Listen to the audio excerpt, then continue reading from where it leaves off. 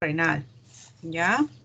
Entonces, cuando hablamos del cronograma que estábamos viendo, era sobre mieloma múltiple, macroglobulinemia y colágenopatías. O sea, realmente eso es todo lo que vamos a hablar el día de hoy.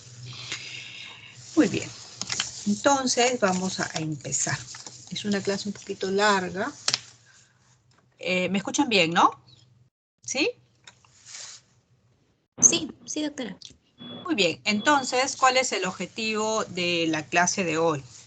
Obviamente es que ustedes conozcan todas estas enfermedades y sobre todo ver el diagnóstico, el tratamiento y más que todo cómo podrían ser prevenidas, ¿no? Específicamente si yo tengo la enfermedad, cómo yo prevenir mayor daño renal, ¿no? Y poder conocer también la etiopatogenia, ¿no? Muy bien. Entonces, estos son los puntos que vamos a tocar. Ven que es bastante amplio. Vamos a hablar sobre el lupus eritematoso sistémico, la microangiopatía trombótica, la esclerodermia, la afectación renal de las disproteinemias, ¿no? Dentro de ellas el mieloma múltiple, la macroglobulinemia de Waldenström, la amiloidosis, ¿ya? Las enfermedades de depósito de cadenas ligeras, etcétera. Y las vasculitis, además de colagenopatías, ¿no? Específicamente la artritis reumatoidea, la crioglobulinemia, el síndrome antifosfolipídico, etc. Muy bien, empezamos con el lupus eritematoso sistémico, que es una enfermedad pues conocida porque es bastante frecuente en determinado grupo etario, ¿ya? Y esta enfermedad, obviamente, va a tener una serie de manifestaciones polimórficas, o sea, va a ser la vedette, se puede presentar de múltiples formas, ¿no? Entonces, va a haber compromiso no solamente glomerular, podemos tener un compromiso intersticial, un compromiso tubular. Entonces, miren, cuando hablamos de lupus eritematoso sistémico, obviamente estamos hablando es una enfermedad autoinmune, ¿no? Que va a afectar predominantemente a las mujeres, pero no significa que no afecta también a los hombres, obviamente en mucho menor frecuencia, ¿ya? Y cuando hablamos de afectación específica se habla de un grupo etario, cuando el sistema inmunológico está muy activo, es decir, de 25 a 30 años, ¿ya? Es una enfermedad importante porque tiene una prevalencia interesante de 20 a 150 por cada 100.000 habitantes. Una cosa que va a caracterizar al lupus en el laboratorio, aparte de el anti-DNA nativo, es la presencia de hipocomplementemia, es decir, complemento C3 y C4 bajo.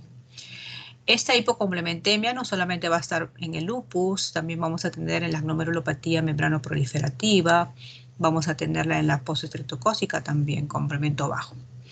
Muy bien, ¿cuáles son las manifestaciones clínicas de esta enfermedad? Esta es una enfermedad sistémica y como lo había dicho al comienzo, puede presentarse de múltiples formas, ¿ya? Pero cuando hablamos de específicamente en el área renal, vamos a ver que hay una proteinuria, puede haber hematuria, puede haber azoemia, ¿no? Etcétera.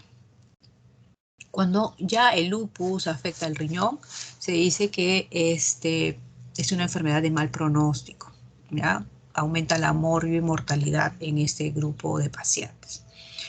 Y cuando vemos, pues, un signo patognomónico de compromiso renal, prácticamente es un sedimento telescopado, ¿no? Entonces, ¿qué significa sedimento telescopado? Donde vamos a tener múltiples presencias de todo tipo de, por ejemplo, podemos tener aminoaciduria, podemos tener cilindruria, podemos tener leucocituria, una variedad de elementos, glucosuria también, a nivel del sedimento urinario. Habíamos dicho que también se daba en hombres. Yo he visto hombres y paro viendo hombres con lupus en una frecuencia de 9, por cada 9 mujeres un hombre, ¿no? También hay un lupus secundario a fármacos que no es muy frecuente, es bastante raro y por lo general pues más que afectar específicamente el riñón va a tener una sintomatología sistémica. En cuanto a la etiología, realmente se han descrito múltiples factores, ¿ya? Desde genéticos, epigenéticos y ambientales, que van a jugar un rol importantísimo. La clave de la patogenia, específicamente, lo más importante del lupus es que el organismo pierde la capacidad de tolerar antígenos propios, ¿ya? Entonces, y obviamente, pues, va a conllevar a formación de autoanticuerpos que me van a dañar específicamente, ¿no? Entonces va a haber una alteración de la respuesta inmune y obviamente va a haber un defecto en la aclaración de estos complejos inmunes, ¿no? Como que no hay un aclaramiento, una defensa, se podría decir, y vamos a encontrar que estos complejos se van a depositar en los diferentes tejidos, ¿no? Entonces vamos a tener una serie, a consecuencia de esto, vamos a tener síntomas propios de la enfermedad, ¿no? Obviamente. Entonces, esta inflamación que se va a dar como respuesta inmunológica a estos complejos, vamos a tener pues que va a haber proliferación, citoquinas, inflamación y finalmente fibrosis a nivel de las diferentes estructuras donde se va a ver involucrado este cuadro. En cuanto a los criterios, vamos a tener pues, este es un criterio, se podría decir, antiguo, pero es el más usado. Ahora, en el transcurso actual, se dan criterios mucho más modernos donde incluso dan un puntaje, ¿no? 4 puntos, si sumas 10 puntos, etcétera, etcétera. Pero el más usado, el más común y el que yo les he traído, porque me parece que deberían saberlo, es el dado por la American of Rheumatology para lupus, ¿no? Entonces, el lupus es una enfermedad sistémica y el diagnóstico es clínico. Yo no voy a hacer una biopsia para diagnosticar un lupus. El lupus es un criterio clínico, entonces vamos a tener pues 11 características, de las cuales, si de las 11 el paciente cumple solo 4, ¿no? Como mínimo 4 ya podría yo diagnosticarle de lupus. Si cumple 5 o 6 ya pues se pasa, ¿no? Pero mínimo 4 criterios. Entonces, ¿cuáles son los criterios? Por ejemplo, el eritema malar, ¿no? Ese característico en ala de mariposa. El eritema discoide, donde vamos a tener placas eritematosas elevadas con hiperkeratosis. Puede existir cicatrización atrófica en lesiones antiguas. Vamos a tener fotosensibilidad, ¿no? Característico luego de la exposición al sol. Vamos a tener un aumento de coloración rojiza a nivel de las áreas, ¿no? Úlceras orales, ulceraciones orales que generalmente no son dolorosas. Artritis, estas artritis son migratorias, ¿no? ¿Ya? Serositis, puede haber derrame pleural, derrame pericárdico, puede haber ascitis. Trastornos renales, puede haber una proteinuria mayor de 500 miligramos en orina de 24 horas, puede haber presencia de cilindros hemáticos, puede haber un trastorno neurológico con convulsiones, compromiso del sensorio, etc. En los trastornos hematológicos pueden haber, por ejemplo, el tema de la anemia hemolítica, la leucopenia, la linfopenia, la trombocitopenia. Trastornos inmunológicos, acá estamos hablando de pruebas diagnósticas como el anti-DNA negativo, el anti-Smith, los anticuerpos antifosfolipídicos, que vamos a ver el síndrome antifosfolipídico ya más tardíamente, y los anticuerpos antinucleares. Entonces, si este paciente reúne 4 de estos 11 criterios, yo ya diagnosticaría clínicamente el lupus. ¿Ya? Entonces, ese es, en cuanto al compromiso renal, se dice que no todos los pacientes con lupus van a debutar. Hablamos de debut de enfermedad, ¿no? Debut es cuando empiezan los síntomas y solamente un 5% va a debutar solo con daño renal, o específicamente renal, ya sea con hematuria, ya sea con proteinuria, ya sea con glucosuria, ya sea con sedimento telescopado, etc.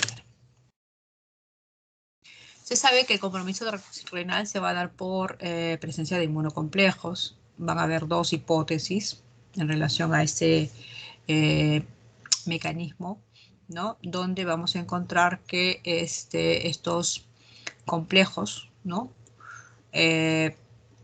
Contra van a haber complejos contra el anti-DNA, ¿no? Los antígenos. El antígeno DNA, o sea, van a haber anticuerpos anti-DNA, y estos se van a precipitar a nivel del glomérulo. ¿Ya? Entonces va a haber como una reacción cruzada, ¿no? Con antígenos glomerulares, específicamente, es decir, lo toman como extraño, no se sabe por qué mecanismos, y por lo tanto, pues hay una reacción cruzada. También hay otro mecanismo que es la activación de del complemento por la vía clásica, ¿no?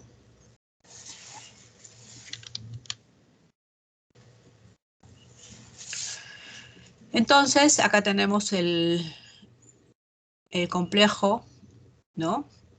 El antígeno, el anticuerpo, el antígeno. Acuérdense que todos nosotros, todos, tenemos antígenos, ¿no es cierto?, a nivel de la superficie de la célula. Y vamos a tener pues como un sello, como una huella. Y esto va a permitir pues que no reaccionemos ante cosas propias.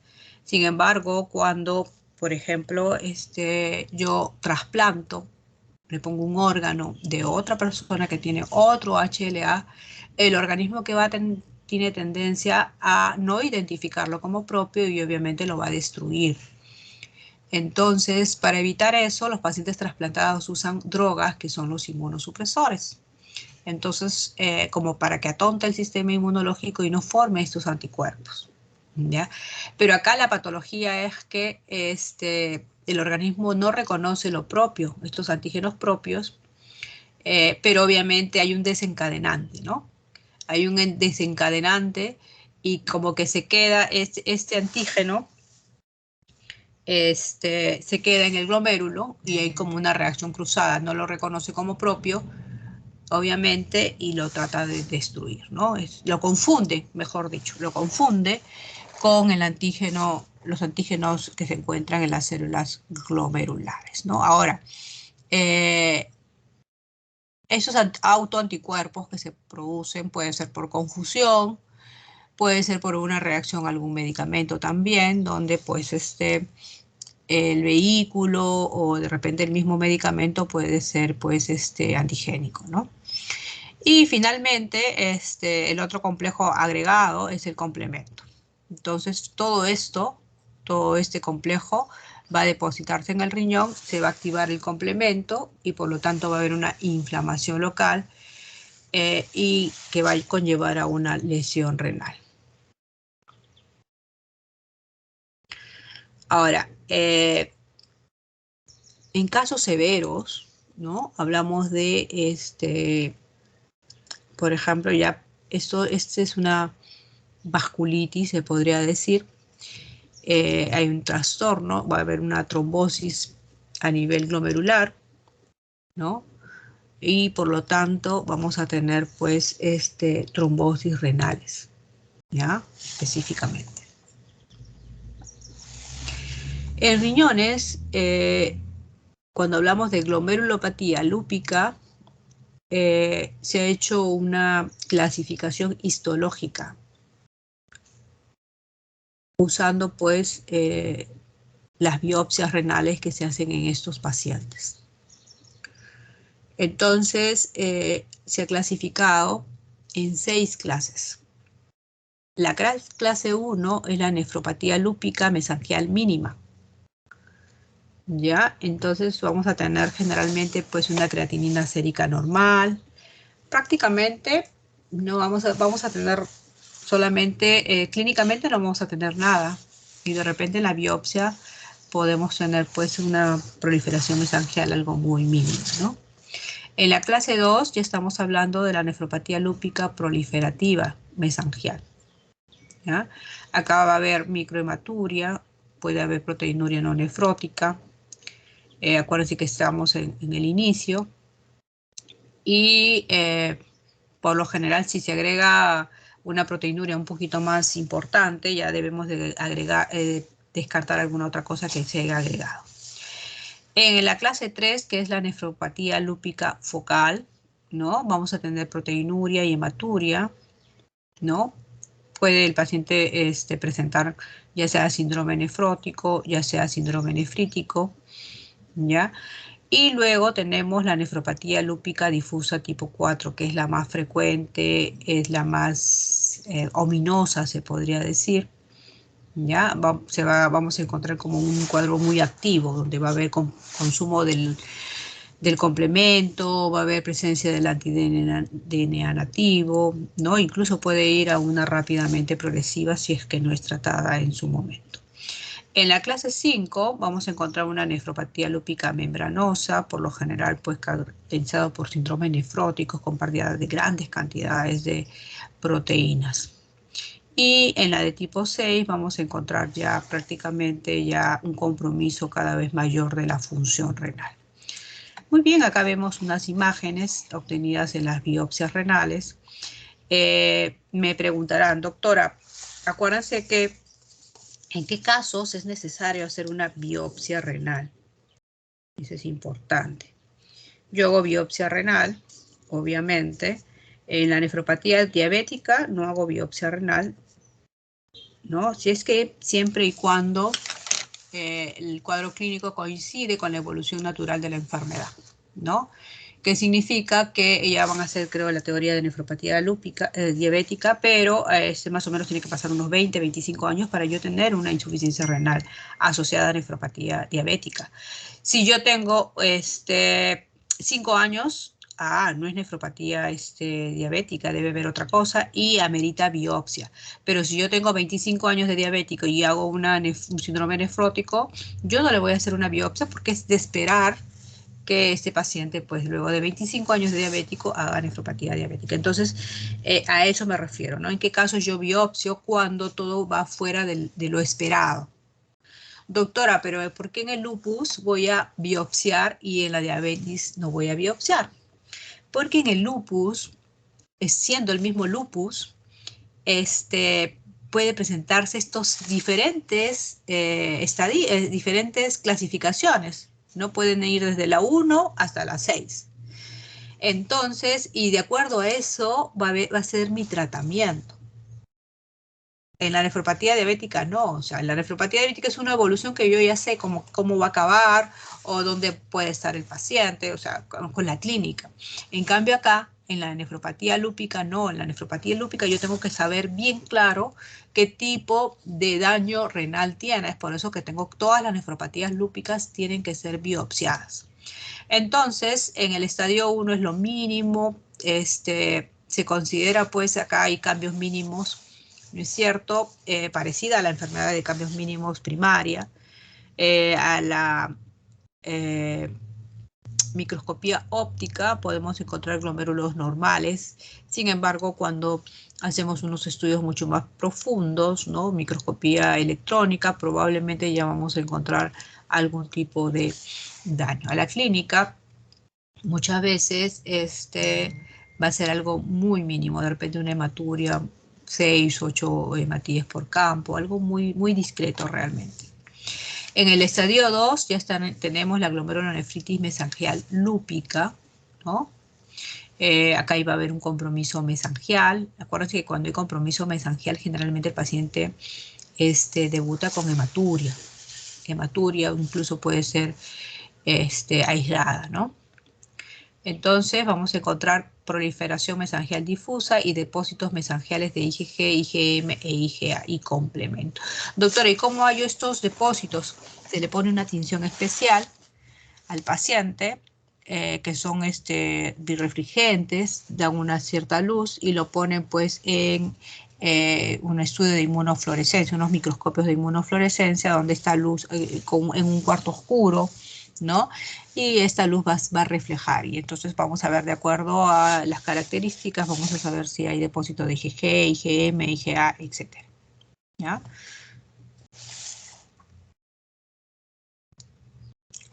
Luego viene la glomerulonefritis focal y segmentaria lúpica.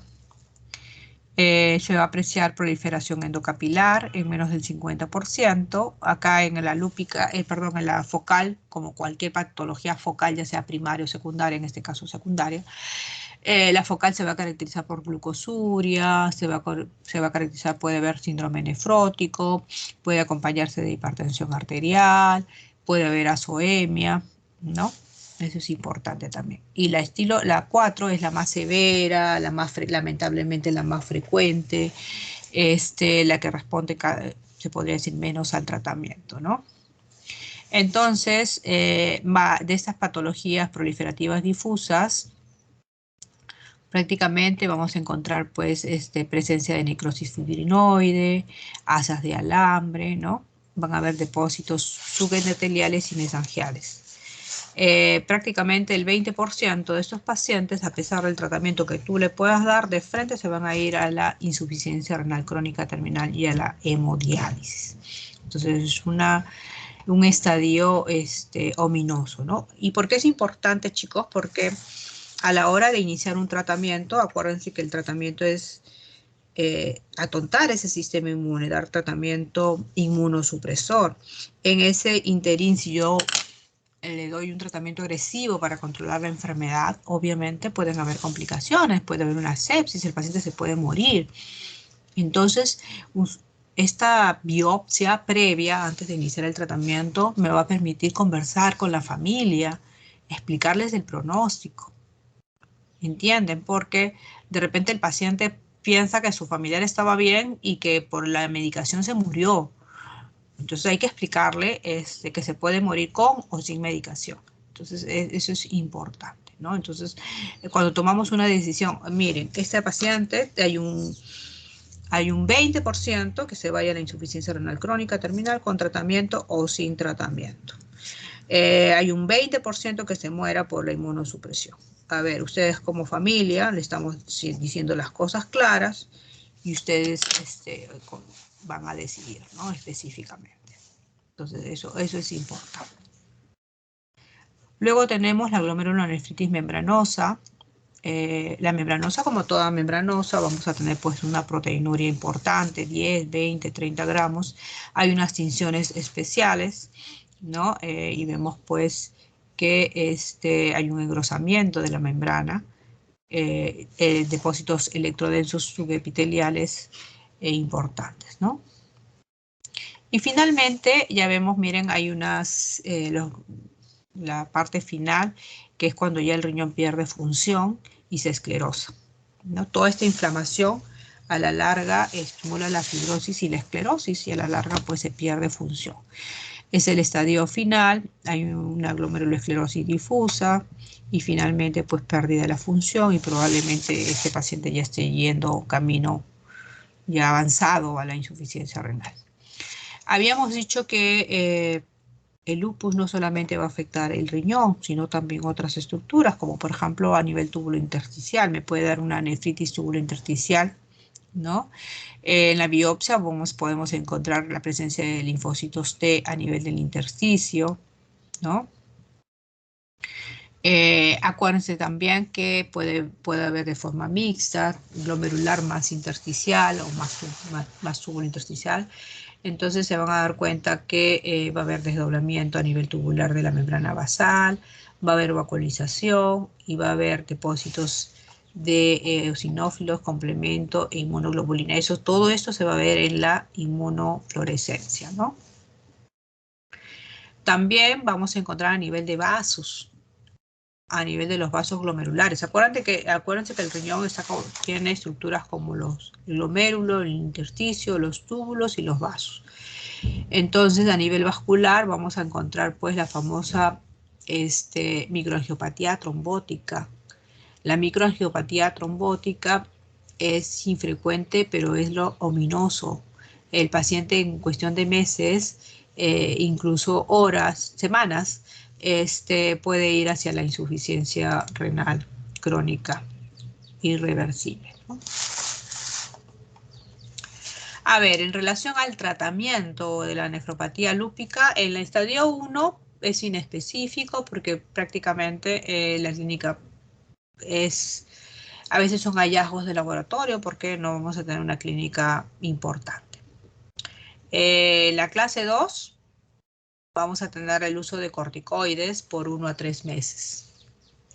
En la clase 3 y 4 vamos a tener pues el uso de prednisona, 1 miligramo por kilo por día. Por ejemplo, si yo tengo 60 kilos, son 60 miligramos que voy a usar.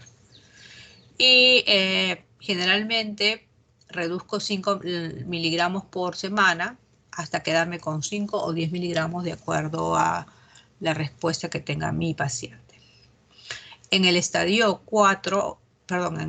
5 vamos a tener el uso de prednisona y además uso otro inmunosupresor que puede ser la azatioprina, la ciclofosfamida o el clorambucil.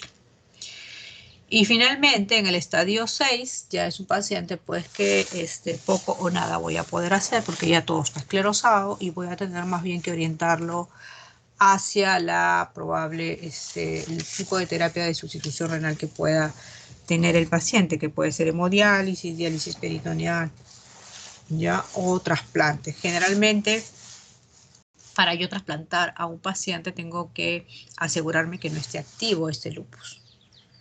Porque si está activo, más bien el trasplante va a empeorar mi respuesta inmunológica, ¿ya? Entonces, en cuanto al pronóstico, obviamente depende de la biopsia que les había dicho. Otra cosa interesante es que no existe correlación en cirugía, por lo que es necesario la biopsia. ¿Por qué sí? ¿Por qué? Porque, a ver, puede debutar con un nefrótico y yo decir, el nefrótico membranosa. Y encuentro en la biopsia una focal. De repente está con hematuria, yo digo, es una mesangial tipo 2. Y de repente es otra cosa. Entonces es importante por eso la biopsia, para poder, es como una estratificación que podamos hacer en relación al pronóstico y tratamiento, ¿no? La insuficiencia renal crónica prácticamente se va a dar pues en el cuadro más común, que es la proliferativa difusa, ¿no? Más o menos 1/4 de los pacientes que tienen esta patología en los primeros 3 años va a ir a la hemodiálisis. Otra cosa interesante es que se ha visto que los pacientes con cuadros agudos de nefropatía lúpica generalmente a mayor compromiso de la función van apagando esta respuesta inmunológica. Se habla muchas veces que la diálisis como que te aclara y te saca los anticuerpos, los autoanticuerpos. Es por eso que se dice que se apaga. Es por eso que se recomienda más o menos pues que los pacientes tengan inactivo el lupus para el tema del trasplante y a veces es conveniente que esté un tiempo en hemodiálisis para luego proceder al trasplante. En relación a la vasculitis, que es otra enfermedad sistémica, acá como su nombre lo dice, itis es una inflamación de los vasos. Dentro de ellos pues está comprendido arterias, venas, etc. Al inflamarse estos vasos, obviamente van a producir una hipoperfusión y por lo tanto va a haber isquemia y necrosis de las áreas que estaban irrigando, ¿no? La inflamación vascular puede debutar con un cuadro sistémico inespecífico, ¿no? Como por ejemplo fiebre, astenia, afectación del estado general, pero también puede haber unas manifestaciones locales, como por ejemplo afectaciones cutáneas, síntomas neurológicos, dolor abdominal, compromiso renal, hepático, etc. Es interesante porque la piel y el tejido subcutáneo generalmente es bastante afectado, bastante frecuentemente afectado en estos casos de vasculitis. Entonces, la vasculitis va a tener un diagnóstico clínico epidemiológico, un diagnóstico morfológico y un diagnóstico serológico. Cuando hablamos de clasificación de la vasculitis, hay varios tipos de clasificación, ¿no? Dependiendo del autor que vayamos a consultar. Entonces, podemos clasificar la vasculitis de primarias y vasculitis secundarias.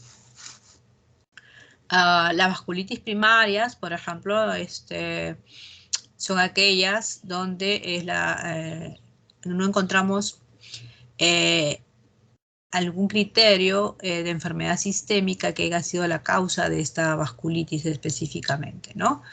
Por ejemplo, tenemos la arteritis de la temporal, el síndrome de Kawasaki, el síndrome de Wegener, el síndrome de Church-Strauss, etc. Las vasculitis secundarias es cuando tenemos pues una causa sistémica y que sabemos que van a repercutir en nuestro riñón. Por ejemplo, la más común es la artritis reumatoidea, el lupus que estamos hablando, infecciones también, el uso de medicamentos que habíamos hablado, ¿no? Luego tenemos, esta es la clasificación de Chapel-Hill, la más conocida, que se dio en el año 1994, ¿no? Entonces, esta va a clasificar de acuerdo al tamaño del vaso afectado, ¿no? Grandes vasos, medianos vasos, pequeños vasos, ¿ya? Cuando hablamos de grandes vasos, ¿no? Hablamos de dos enfermedades importantes, como por ejemplo la arteritis de la temporal y la enfermedad de Takayasu. ¿Ya? Generalmente el Takayasu es en la aorta, ¿no? Entonces son y sus ramas principales, en ambas, ¿no? Porque son de grandes vasos. Que no va a ser el punto de revisión el día de hoy, porque nos interesa el compromiso específicamente renal. Generalmente en las enfermedades de medianos vasos vamos a tener la más característica, la poliarteritis nodosa clásica y la enfermedad de Kawasaki, ya donde hay un compromiso de, como su nombre lo dice, de vasos medianos. Pero ¿por qué lo consideramos para nosotros? Porque puede haber una estenosis de la arteria renal y el paciente puede tener una hipertensión renovascular, por ejemplo, ¿no? Pero vamos a enfocarnos sobre todo, acuérdense que el glomérulo son pequeños, es un ovillo de vasos pequeños, entonces todas las vasculitis de pequeños vasos, ¿no?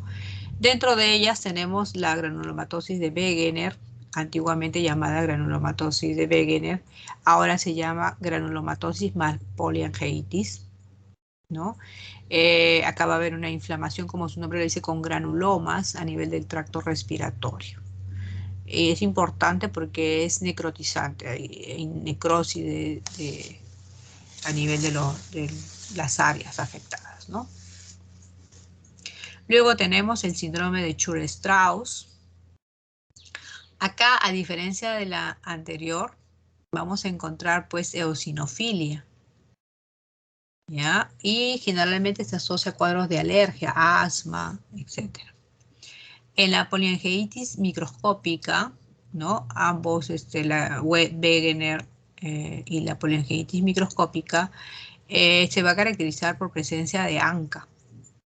¿Ya? Eso es importante. La púrpura de Henoy-Schönlein se va a caracterizar porque hay presencia de inmunoglobulina A, específicamente a nivel de los vasos, ¿no?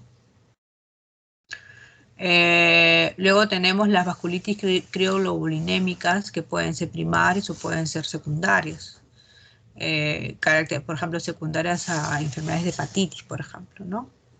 Y la angeitis cutánea leucocitoclástica, importante también, ¿ya? Entonces, ¿cuáles son aquellas que me dan ANCA positivo y aquellas que me dan ANCA negativo? Por ejemplo, el famoso Wegener me va a dar ANCA C positivo y su principal contendora con quien siempre nos confundimos o tenemos que hacer el diagnóstico diferencial es con la poliangiitis microscópica, que me va a dar ANCA-P positivo, ¿ya? Y el Church-Strauss también, que me va a dar presencia, puede ser de ANCA-P o de ANCA-C. Yo tengo vasculitis también con ANCA negativo, por ejemplo en el Church-Strauss, la crioglobulinemia y la vasculitis por hipersensibilidad. Muy bien. Otra clasificación es de acuerdo a los mecanismos patogénicos involucrados. Puede ser por infección directa de los vasos, por ejemplo, una vasculitis bacteriana, que puede ser por Rickettsia, micobacterias, etc. Puede ser vasculitis por daño inmunológico asociados a reacciones tipo 1, tipo 2, tipo 3, ¿no? Y de causa desconocida asociadas a neoplasias u otras. Acá tenemos un cuadro que para mí práctico porque habla de la clínica, ¿no? Por ejemplo, la púrpura de Henoy-Schönlein generalmente se va a dar en personas menores de 20 años. Hay una lesión, acuérdate, púrpura, como su púrpura, hay una lesión palpable, ¿no? A nivel de generalmente miembros inferiores, puede ser en espalda, pero debuta con son como nódulos palpables, ¿no? Dolor abdominal, y vamos a tener pues que a nivel de sangre podemos encontrar inmunoglobulina A aumentada en sangre. A la hora de hacer la biopsia generalmente es en piel, porque como las lesiones se debutan en piel, vamos a encontrar depósitos de inmunoglobulina A en estas biopsias, ¿no? A la inmunofluorescencia. Luego tenemos la famosa enfermedad de Wegener, o ahora llamada granulomatosis más poliangiitis. Vamos a encontrar acá que es característico una inflamación nasal. Incluso a veces el tabique nasal se pierde y se achata la nariz como en silla de montar, ¿no? En la radiografía de tórax vamos a encontrar infiltrados, nódulos o cavidades. Incluso a veces se piensa que es una tuberculosis. Clínicamente va a haber un compromiso no solamente respiratorio, sino también un compromiso renal con microhematuria. Puede haber cilindros hemáticos, ¿ya? Y lo que me va a ayudar mucho al diagnóstico es la presencia de ANCA-C. Muchas veces estos pacientes van a venir, por ejemplo, con tos y expectoración hemoptoica. Y uno piensa probablemente que es una tuberculosis en un paciente con un síndrome nefrítico específicamente, ¿no? Pero la presencia ya de ANCA me está indicando probablemente pues que ya estamos hablando de una vasculitis, ¿no? ¿Y por qué es importante? Porque a unos 20 años que no teníamos este resultado de ANCA, muchos pacientes se morían en la emergencia.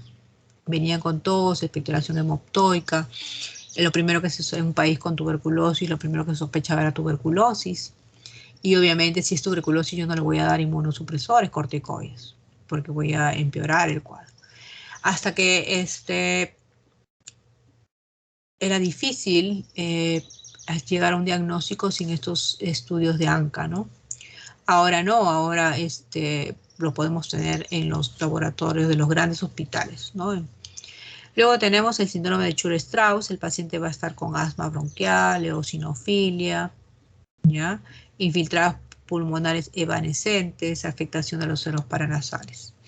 Lo interesante en el Church-Strauss, siempre que piensen en Church-Strauss, piensen en alergias, asma, ¿no? Va a haber eosinofilia periférica. En el Church-Strauss habíamos hablado que podía haber ANCA-P o ANCA-C, ¿no? En la vasculitis por hipersensibilidad va a haber púrpura palpable, igual que la de Henoy-Schönlein, ¿ya? Sin embargo, acuérdense que a diferencia de acá, vamos a encontrar, por ejemplo, en la biopsia, ¿ya? No vamos a encontrar la inmunoglobulina A, por ejemplo. Podemos encontrar una inmunoglobulina E, a diferencia del Schönlein. En la poliarteritis nodosa, acuérdense que la poliarteritis nodosa es de vasos grandes. Vamos a encontrar fiebre, neuropatía periférica, mialgias, dolor abdominal, la hipertensión renovascular que habíamos mencionado, ¿no? En este caso, luego tenemos la de células gigantes, las grandes, las células gigantes y la de Takayasu, que por lo general, pues, por ejemplo, la de células gigantes es de edad mayores de 50 años, con cefalea, ¿no? Y por lo general, pues, vamos a encontrar a nivel de la temporal, tiene que hacerse la biopsia, ese nivel de la arteria, infiltrados, inflamación granulomatosa. Muy bien, en la Takayasu, en edades menores de 40, vamos a obtener claudicación de extremidades, pulsos disminuidos, hay diferencia entre una pierna y la otra, específicamente cuando tomamos la presión arterial o un brazo y el otro, ¿no? Muy bien, acá tenemos unas imágenes donde vemos pues la presencia de ANCA-C, ¿no? A la inmunofluorescencia. Este es en células neutrófilas. ANCA-C característico en la granulomatosis de Wegener. ANCA-C, miren. Y el ANCA-P, generalmente la coloración es a nivel perinuclear, que generalmente en la poliangiitis microscópica. ¿Se dan cuenta la diferencia?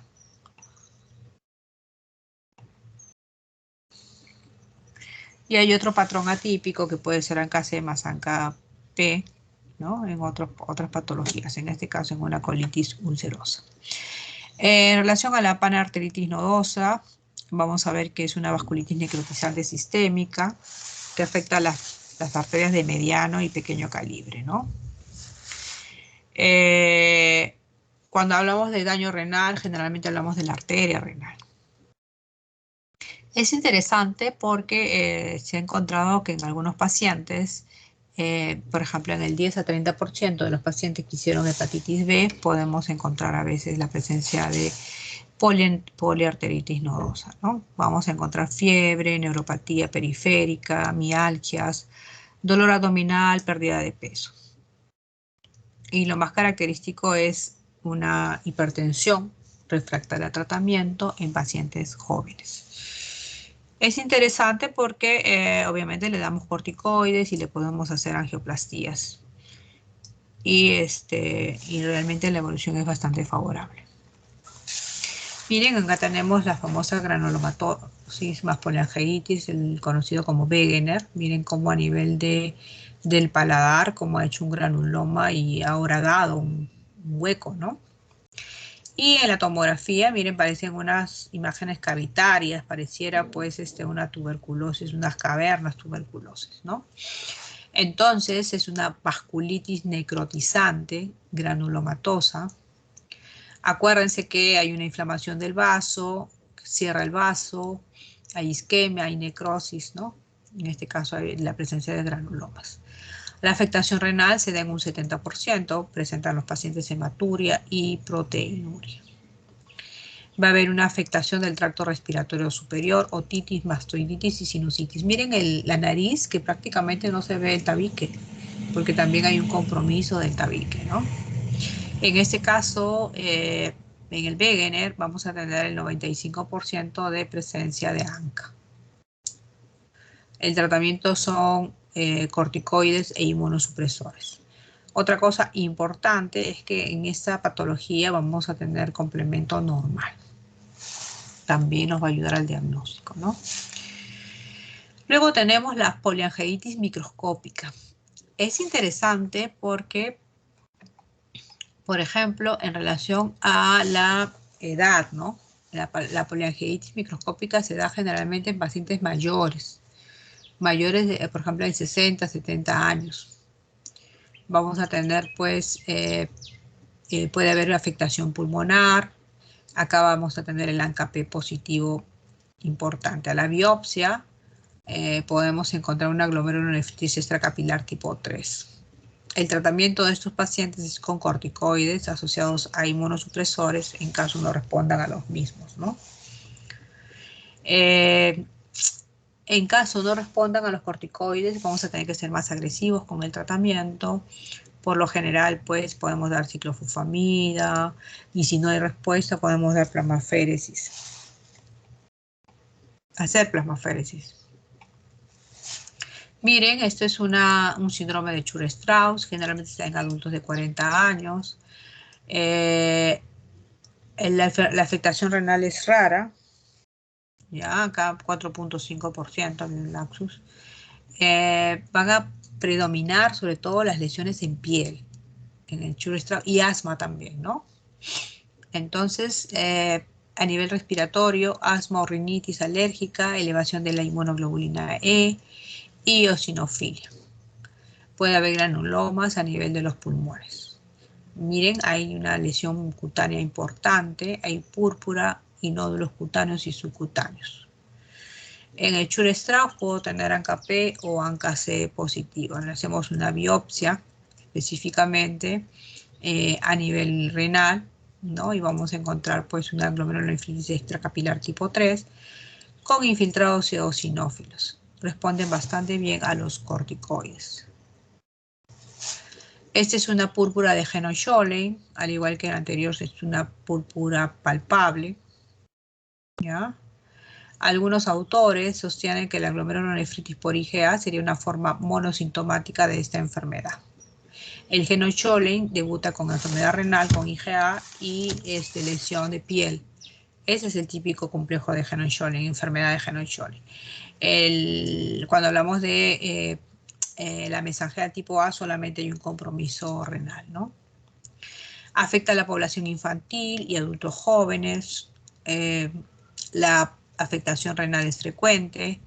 En piel vamos a tener las famosas vasculitis leucocitoclásticas. En las biopsias, yo veo bastantes biopsias de piel y sale este diagnóstico. La etiología es desconocida, ¿no? Se sabe que hay un problema autoinmune. Puede haber, además de la púrpura, artralgia, dolor abdominal y afectación renal. El complemento normal, los niveles de inmunoglobulina A circulante están elevados y la evolución es benigna. Entonces vamos a tener una triada característica que es púrpura, artritis y dolor abdominal, ¿no? Es interesante porque en algunos casos que hemos tenido en la práctica hemos visto asociados a dolor abdominal y que muchas veces no se le encuentra un acercamiento a los diagnósticos principales y estamos viendo que no están muy lejos en casos pues autoinmunes, ¿no? Muy bien, crioglobulinemias. Acá tenemos la crioglobulinemia mixta esencial, afecta más en mujeres. Aparece generalmente asociado a infecciones por hepatitis C u otras, por ejemplo, por hongos, bacterias, virus. Puede haber compromiso del complemento. Puede cursar con fiebre, púrpura cutánea, artralgias, hepatoesplenomegalia y sobre todo el famoso síndrome de Raynaud, ¿no? O sea, cada vez que hace frío hay lesiones isquémicas específicamente, ¿no? En el Raynaud más bien hay cianosis, ¿no? Pero podemos ya encontrar lesiones isquémicas. Miren las manos del paciente de arriba, ¿no? Muy bien, entonces en estos casos de crioglobulinemia mixta esencial, el riñón se puede encontrar en un 50% de los casos afectados, ¿no? Puede haber hematuria y proteinuria. Generalmente yo pido al examen de laboratorio crioglobulinas y si es positivo, obviamente podría sospechar en esta patología. Histológicamente puede ser una glomerulonefritis mesangial o mesangiocapilar y el tratamiento son los corticoides o los inmunosupresores. Muy bien, en relación a la artritis reumatoidea, tenemos que hay una inflamación específicamente de las articulaciones y sobre todo de los tejidos circundantes. Miren la foto. Vamos a encontrar el factor reumatoideo positivo casi en un 70%. Estas patologías pueden afectar el riñón de forma directa o indirecta, ¿no? En este caso, por ejemplo, de forma indirecta vamos a encontrar la presencia de amiloidosis secundario a esta artritis reumatoidea. Y la amiloidosis ya vamos a ver que va a caracterizarse por típico síndrome nefrótico, ¿no? La otra patología renal afectada específicamente, o sea, el otro agente que afecta no solamente de forma indirecta son los medicamentos usados en en esta enfermedad. Las sales de oro, la penicilamina, etc. Y directamente la vasculitis, ¿no? El tratamiento es el metrotexate, la leflunomida y la talidomida. En cuanto a la esclerodermia, vamos a encontrar que es una enfermedad del colágeno y se va a caracterizar por proliferación excesiva de tejido de colágeno que va a afectar predominantemente a la piel, el aparato digestivo, el riñón, el pulmón y el corazón. Se da mucho más en pacientes mujeres y en edad media, ¿no? Entonces, ¿cuáles son las manifestaciones cutáneas? Específicamente de nuestra esclerodermia va a ser Raynaud, edemas a nivel digestivo, afectación esofágica, los alimentos no van a ser de fácil digestión, o sea, de fácil tránsito, alteración de la motilidad, articulares, 50% de afectación de articulaciones, sobre todo en codos y rodillas. Cuando ya hay una afectación renal, al igual que en el lupus, se dice que el pronóstico es más ominoso, ¿no? También hay las famosas crisis esclerodérmicas, donde vamos a tener pues, que el paciente presenta hipertensión arterial maligna, anemia hemolítica microangiopática, trombocitopenia, proteinuria, microhematuria, etc. Los anticuerpos antinucleares son positivos en el 90% de los casos, ¿no? Y hay otros anticuerpos mucho más específicos. ¿Cuál es el tratamiento? Obviamente hay medicamentos que se usan como la D-penicilamina y la colchicina. En estos casos hay que tener un control estricto de la presión arterial, ¿ya? Y ahora se está hablando de medicación bloqueante del factor de necrosis tumoral como parte del tratamiento.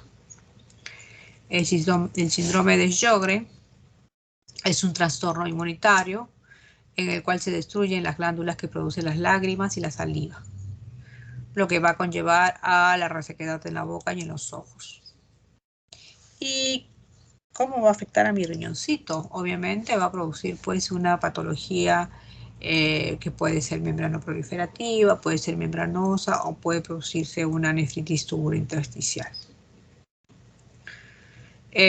Puede haber también nefrocalcinosis importante, ¿no? En pocos casos va a llegar a la insuficiencia renal crónica terminal y muchas veces el tratamiento son corticoides.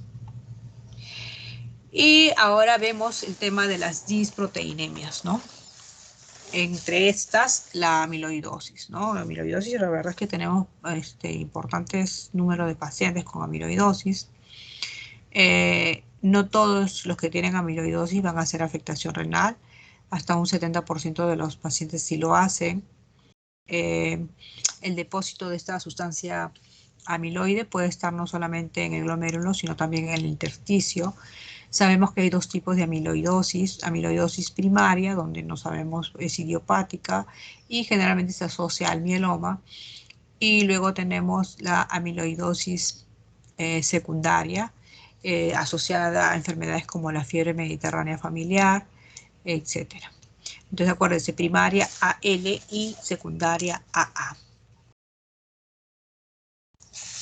Entonces, en la amiloidosis vamos a tener un típico síndrome nefrótico. Podemos tener, si hay un compromiso tubular, un clásico síndrome de Fanconi con una acidosis tubular renal. Podemos tener una diabetes insípida nefrogénica, etc. En la amiloidosis lo que más preocupa es la proteinuria, ¿no? Un síndrome nefrótico cada vez más severo, donde ya pues, el paciente pues, presenta edema, policerositis, cada vez es de más difícil manejo, ¿no? Por lo general, si yo sospecho una amiloidosis, no necesito hacer una biopsia renal para el diagnóstico. Puedo hacer, acuérdense que la biopsia renal lleva muchos riesgos. Entonces puedo hacer otro tipo de biopsias, como por ejemplo una biopsia de grasa abdominal específicamente o una biopsia rectal. Cualquiera de las dos me puede dar el diagnóstico de amiloidosis. En la ecografía yo puedo tener riñones aumentados de tamaño. Ya, ese es importante también, porque acuérdense que hay un infiltrado de una paraproteína que los hace crecer prácticamente. El tratamiento va a depender del tipo de amiloide. Si es una amiloidosis AL, vamos a tener el melfalán, la prednisona, la talidomida. Y si es una amiloidosis secundaria, obviamente la enfermedad de base, ¿no? Y los factores de progresión. Acá tenemos, aparte del amiloide, tenemos el famoso mieloma múltiple, que es otra disproteinemia. Y tenemos pues el típico caso o el término, ¿no? Riñón de mieloma. Es una pregunta también del MIR, donde vamos a encontrar que hay precipitaciones de proteínas de Ben-Jones en los túbulos distales y lo que va a conllevar a la insuficiencia renal crónica. ¿Ya? Vamos a tener un síndrome de Fanconi con intoxicación de las células del túbulo contorneado proximal por la presencia de proteínas de Ben-Jones. ¿Cuál es la fisiopatología? Va a haber, pues, debido a esta presencia de estas proteínas, una alteración en los transportes de la glucosa, aminoácidos y fosfatos, ¿no? Miren, acá vemos pues que en este riñón del mieloma vamos a tener imágenes osteolíticas a nivel de la calota craneana y los huesos largos. ¿Han visto? Entonces generalmente se da en pacientes ancianos que cursan con cuadros de proteinurias importantes, puede cursar con hipercalcemia, ¿no? Entonces si yo tengo un anciano con insuficiencia renal, lo primero que y de repente dolores óseos, lo primero que yo puedo sospechar es un mieloma múltiple. Entonces, acuérdense también que habíamos hablado de la hipercalcemia. Estos pacientes tienen fracturas patológicas. Esta hipercalcemia puede producir pues también insuficiencia renal aguda. Otra cosa del mieloma es que van a tener hiperviscosidad. ¿Ya? Porque va a haber esta mieloma con M de mieloma, van a ser productores de inmunoglobulina M. ¿Ya?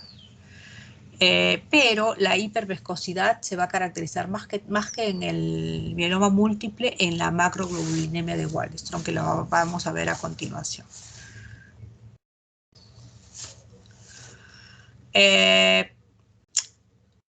A la clínica, en estos pacientes con mieloma, vamos a encontrar pues la presencia de inmunoglobulinas.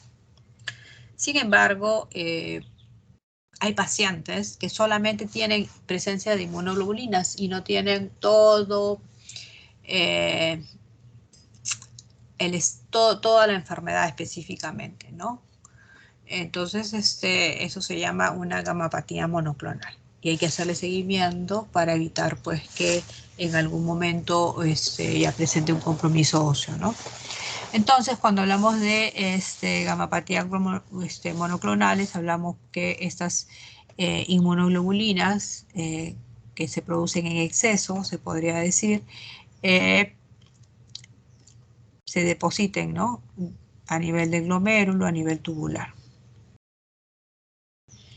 Entonces, vamos a encontrar que puede haber una lesión tubular que habíamos dicho que era el riñón del mieloma, es depósito, acuérdense, acá está, precipitaciones de estas proteínas a nivel de los túbulos distales y colectores produciendo insuficiencia renal aguda.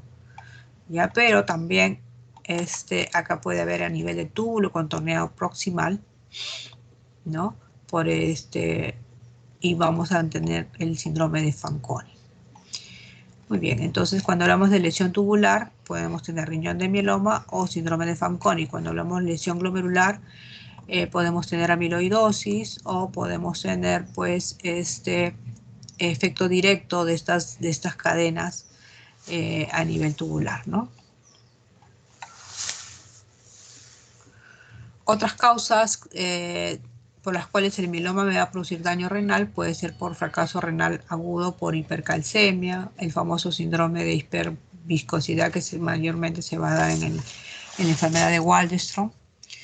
Y estos pacientes obviamente pues van a tener mayor sensibilidad al compromiso renal si es que son sometidos a sustancias de contraste. Por eso que sustancias de contraste no se dan en ancianos, diabéticos, deshidratados y con algún tipo de nefropatía anterior.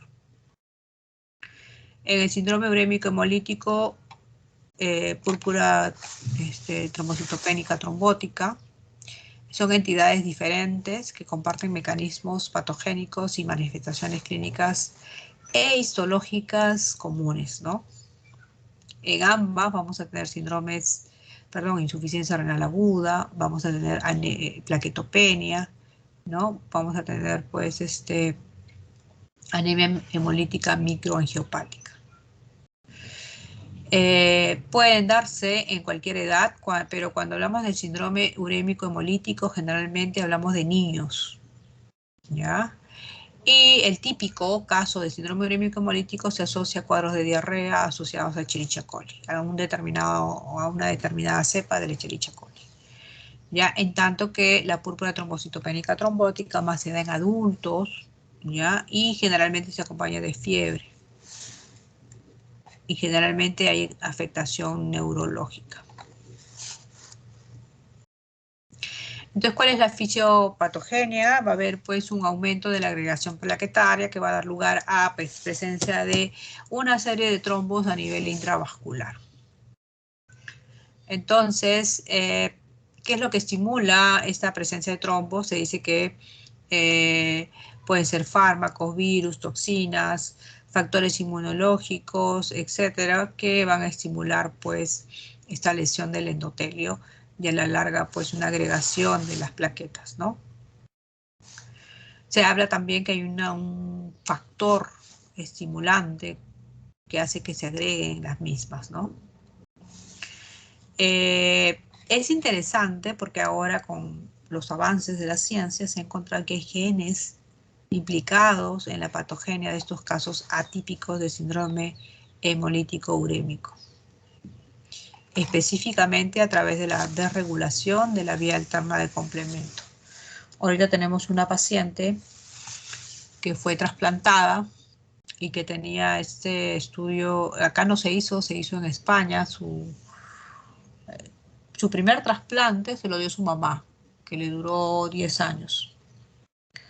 El segundo le dio su hermana, pero hizo un rechazo hiperagudo. Perdió el riñón inmediatamente. El tercero se lo da al papá, pero como hizo el rechazo hiperagudo, se le mandó a España para ser estudiada. Ahí le hicieron el estudio genético y resultaba que esta chiquita tenía un gen, ¿no? Y por lo tanto, pues, ella en el tercer trasplante también hizo un cuadro de rechazo.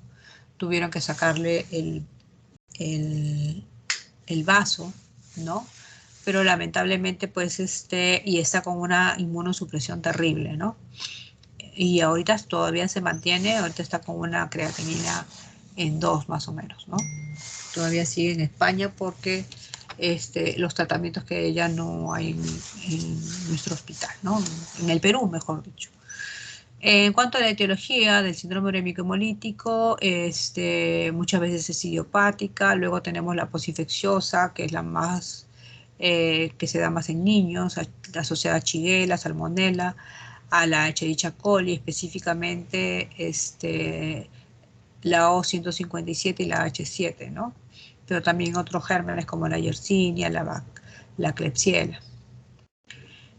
Fármacos también pueden darte un síndrome urémico hemolítico, sobre todo los anticonceptivos, se ha descrito la ciclosporina, los antiinflamatorios no esteroideos. Urémico hemolítico tenemos también en la hipertensión, en el lupus y en la esclerodermia. Y tenemos los famosos síndromes de la trombocitosis, específicamente síndromes urémicos hemolíticos en el embarazo, ¿ya? El famoso síndrome de Gel. ¿Cuál es la clínica del síndrome urémico hemolítico? Vamos a tener una insuficiencia renal aguda, ¿no? Con todo lo que ella conlleva, ¿no? Son cuadros bastante agresivos, síndromes nefríticos, ¿no? Y obviamente vamos a tener que hacerle biopsia y es ahí donde vamos a encontrar pues una microangiopatía trombótica. Estos trombos van a aglomerarse a nivel de los pequeños vasos y los van a tapar y eso conduce pues a un mal pronóstico en estos casos, ¿no? Este conglomerado también puede darse en los pequeños vasos a nivel neurológico, es por eso que muchos de los pacientes tienen desorientación, confusión, convulsión y coma. Específicamente, los pacientes con púrpura trombocitopénica trombótica, que habíamos dicho que eran pacientes mucho mayores, puede haber fiebre, ¿no? Va a haber trombocitopenia específicamente, púrpuras cutáneas, etc. Y la presencia de anemia hemolítica microangiopática. Ese es otro dato importante. El tratamiento del síndrome urémico hemolítico clásico, obviamente, es el tratamiento de soporte. Si tiene infección, si tiene diarrea, hay que darle, pues, algún antibiótico. En este caso, podemos darle, en niños no se da la cipro, podemos dar el tema de del cotrimoxazol, ¿no? Sin embargo, hay algunos asocian el uso del cotrimoxazol también al tema del síndrome urémico hemolítico, ¿no? Entonces hay que buscar otro tipo de terapia, ¿no? Una cefalexina específicamente, ¿no? El síndrome urémico hemolítico atípico, obviamente, es el más, el que le dio la chica a la paciente que ya le había comentado. A ella le han dado plasmaféresis y una serie de tratamientos realmente agresivos, pero con una respuesta mínima, ¿no? Y el síndrome antifosfolipídico puede ser primario o secundario. Generalmente lo asociamos mucho al tema del lupus, ¿ya? Acá va a haber presencia de accidentes vasculares trombóticos, ¿no? Sobre todo a nivel de los pequeños vasos. Yo tengo varios pacientes que, por ejemplo, ahorita tengo una paciente que ha hecho ya 3 embarazos con abortos. Se han perdido los bebés a las generalmente 20 semanas, 25 semanas. Me da mucha pena, ¿no? Entonces hay que descartarle a ella un síndrome antifosfolipídico. Entonces, para yo diagnosticarle si mi paciente es gestante que ya va perdiendo 3 veces a su bebé, tengo que hacerle un anticoagulante lúpico, un anticuerpo anticardiolipina y un anticuerpo antiglicoproteína que si son positivos me estarían diciendo que es una paciente con tendencia al daño endotelial, ¿no? En estos cuadros vamos a tener una afectación renal en un 25% por presencia de trombos a nivel de los glomérulos y también a nivel de las arterias renales. Puede haber proteinuria, hipertensión arterial, insuficiencia renal aguda. En un 0,8% pueden ocurrir fallo multiorgánico y el famoso anticuerpo síndrome antifosfolipídico catastrófico, ¿no? Con pérdida rápida de la función y el paciente se queda en diálisis toda su vida, ¿no? ¿Cuál es el tratamiento? Obviamente, acuérdense, si hay una trombosis, tengo que tratar de dar anticoagulantes para evitar que se me trombose mi arteria renal o los glomérulos, ¿no? En caso de insuficiencia renal aguda, ya establecida, voy a tener que hacer, pues, darle plasmaféresis. Las plasmaféresis son los famosos recambios plasmáticos, porque acuérdense que en el plasma hay los famosos anticuerpos, ¿no? Los famosos factores procoagulantes, protrombóticos, ¿no? Entonces, en este caso, le tendría que la plasmaféresis ayuda mucho y anticoagularía al paciente, ¿no? En el síndrome antifosfolipídico también se recomienda identificar y corregir posibles causas. Por ejemplo, si tengo pues una sepsis de punto de partida gastrointestinal, por ejemplo en niños, ¿no? Etcétera. Ahora, es interesante también manifestarles que algunas patologías virales también me van a producir pues afectación de mi riñón, ¿no? Por ejemplo, en los pacientes con hepatitis B, que me puede dar una glomerulonefritis membranosa o me puede dar una glomerulonefritis membranoproliferativa o me puede dar una panarteritis nodosa, ¿ya? Ahora, en ese caso las afectaciones renales son a veces exclusivas porque yo busco una afectación hepática y voy a encontrar una función hepática normal, ¿no? Entonces, ¿cuál es el tratamiento? Primero, tratar la hepatitis, ¿no? Y acá hay, pues, importantes tratamientos de interferón, la lamivudina, el entecavir, etcétera. En estos casos, no puedo darle corticoides y inmunosupresores porque si no trato la hepatitis, esta hepatitis, pues, se va a empeorar, ¿no?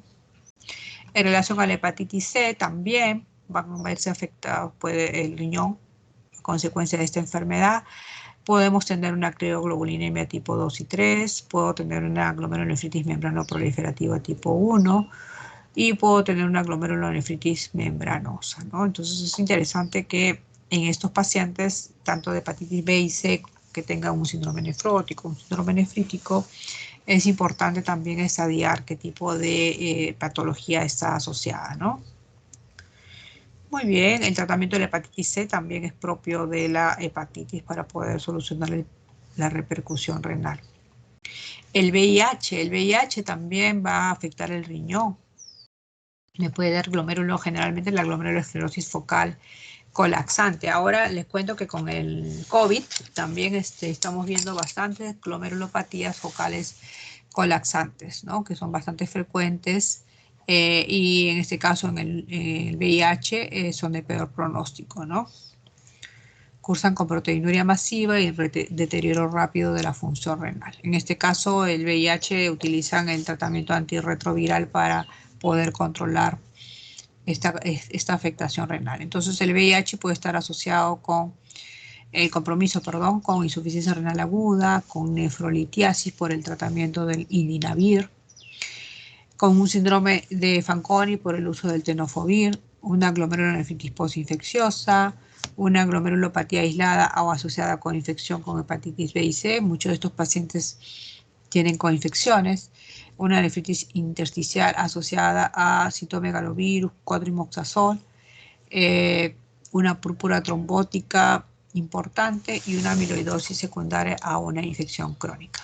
Muy bien, chicos, terminamos. ¿Alguna pregunta?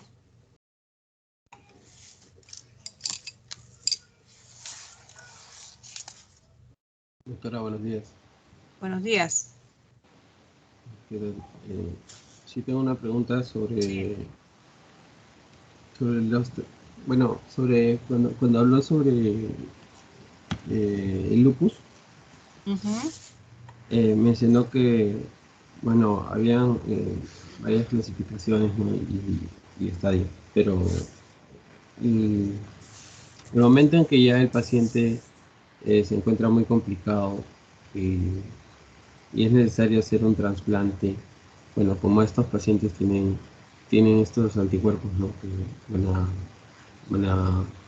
digamos, van a dañar el propio organismo.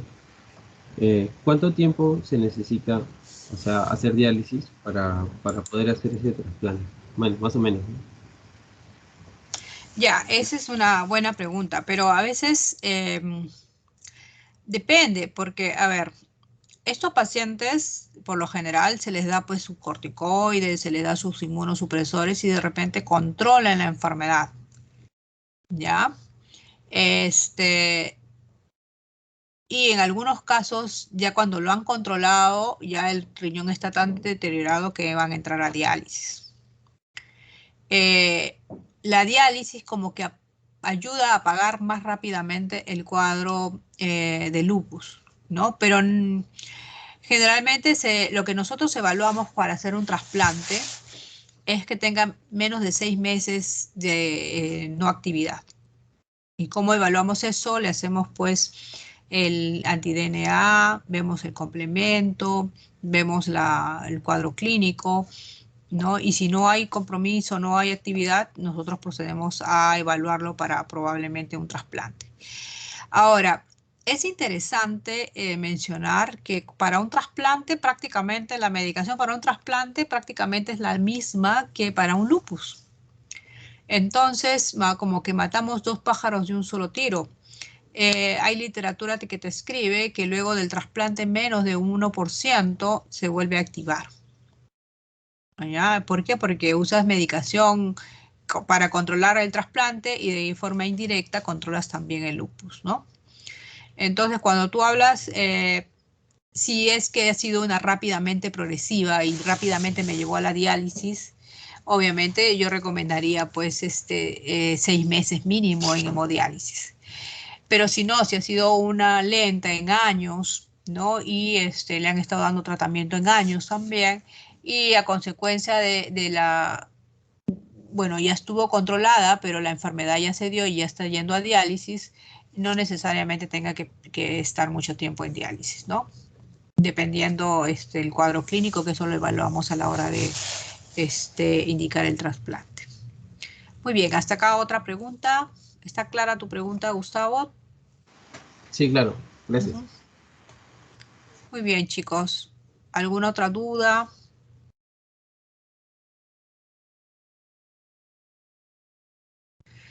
Muy bien, entonces nos vemos el día de mañana con el seminario.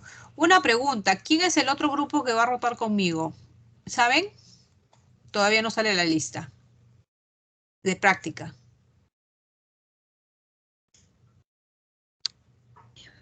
Doctora, me parece que es el grupo de... ¿De quién?